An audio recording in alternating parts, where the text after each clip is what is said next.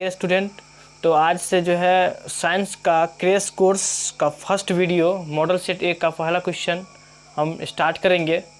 पहला क्वेश्चन है, प्रकाश के परावर्तन से आप क्या समझते हैं। तो जब प्रकाशीय किरण एक माध्यम से दूसरे माध्यम में जाती है तो उस परिघटना के कारण प्रकाश जो किरण है वापस लौट जाती है, जिसे प्रकाश का परावर्तन कहते हैं। मान लीजिए कोई पॉलिश किया हुआ जूता है, उस पर प्रकाश की किरण का जो कण है उस पर पड़ेगा और प्रकाश के परावर्तन के कारण क्या हो जाएगी, वापस लौट जाएगी। उसे क्या कहेंगे, प्रकाश का परावर्तन कहते हैं। इस पर स्पष्ट लिख दिए हैं।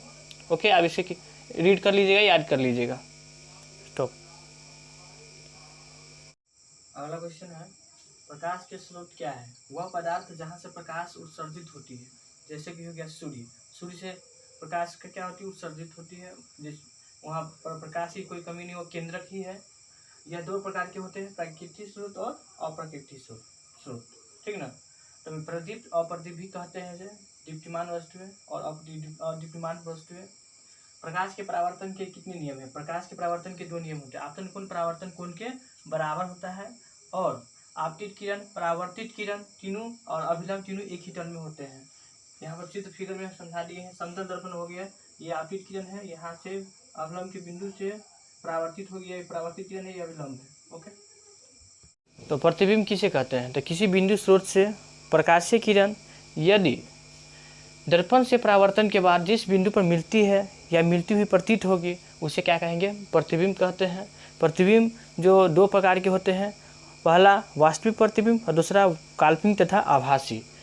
तो वास्तविक प्रतिबिंब किसे कहेंगे, जब प्रकाशीय किरण दर्पण से परावर्तन के बाद जिस बिंदु से मिलती है उसे हम क्या कहेंगे, डायरेक्ट अगर मिलती हुई प्रतीत नहीं होना चाहिए, मिलती है, उसे हम वास्तविक प्रतिबिंब कहते हैं। वास्तविक प्रतिबिंब जो होता है वो हमेशा उल्टा होता है और इसे पर्दे पर उतारा जा सकता है। ओके,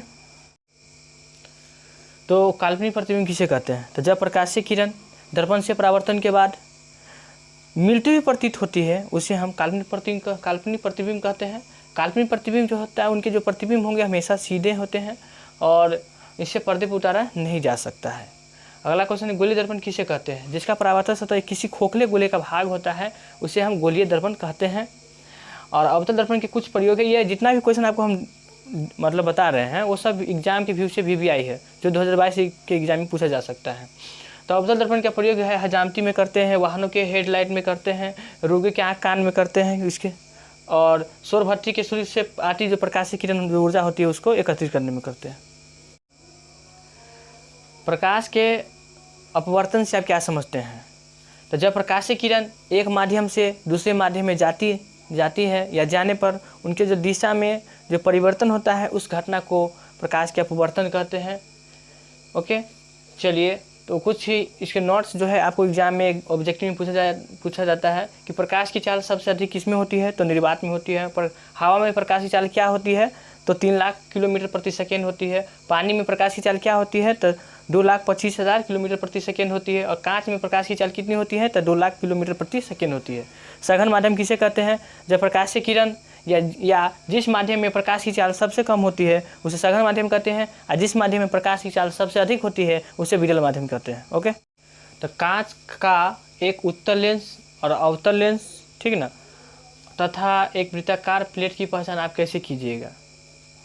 तो क्या करेंगे, पहले प्रत्येक जो टुकड़े को किसी पुस्तक के पास बारी बारी से हम लेकर आते हैं, तो उसमें ध्यान से देखते हैं। यदि बड़ा अक्षर आपको दिखाई देता है, छपे हुए अक्षर जो रहेंगे किताब के, यदि बड़ा अक्षर आपको दिखाई दे तो समझिएगा कि उत्तल लेंस है।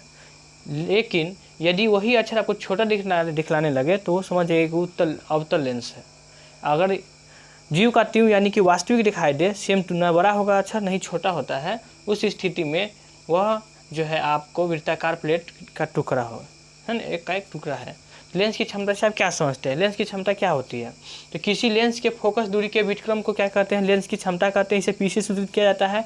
पी बराबर होता है 1/f यानी कि हाफ फोकस होता है, ठीक ना। चलिए, लेंस की क्षमता का ऐसा मात्रा क्या होती है, मतलब डायप्टर होती है। ओके, और इसे डी से सूचित किया जाता है। डी बराबर 1 मीटर होता है। तो अपवर्तनांक क्या है, किसी माध्यम का अपवर्तनांक शून्य में प्रकाश की चाल तथा उसके माध्यम की प्रकाश की चाल को हम अनुपात को हम क्या कहते हैं, अपवर्तनांक कहते हैं। इसे आप ऐसे भी लिख सकते हैं एग्जाम में किसी भी मतलब किसी का अपर्णांक फार्मूला निकालना हो तो अपर्णांक बराबर क्या होता है, शून्य में प्रकाश की चाल बटे उस माध्यम में प्रकाश की चाल। यह बात इस चीज़ पर ध्यान दीजिएगा कि हवा का अपर्णांक जो है 1 होता है और हीरे का अपर्णांक सबसे अधिक होता है 2.42।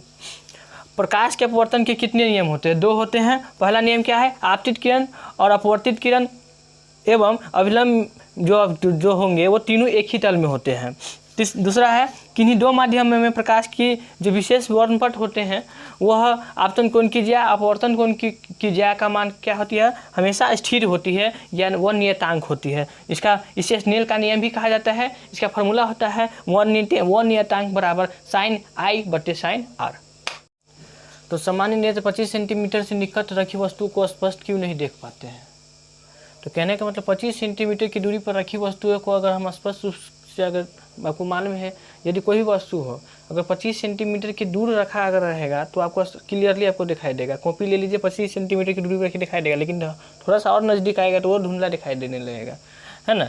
लेकिन 25 सेंटीमीटर से कम अगर निकट रखी वस्तु हम का जो प्रतिबिंब होगा वो डिस्क पटल पर उसका प्रतिबिंब रेटिना पर वो नहीं बनेगा, जिसके कारण वो धुंधला दिखाई देता है। ओके, चलिए उत्तल लेंस को अभिसारी लेंस क्यों कहते हैं? तो उत्तल लेंस को अभिसारी लेंस इसलिए कहते हैं जब उसका प्रकाशीय किरण जो होती है वह आपतित किरण के वह जो है समांतर किरण जो है आपतित होती है, तो लेंस के परावर्तन के बाद जिस बिंदु पर एक बिंदु पर वो मिलती है जिसके कारण वह उसका जो किरण होती है वो अपसारित हो जाती है, उसे क्या उस लेंस को क्या कहते हैं, अपसारी लेंस कहते हैं।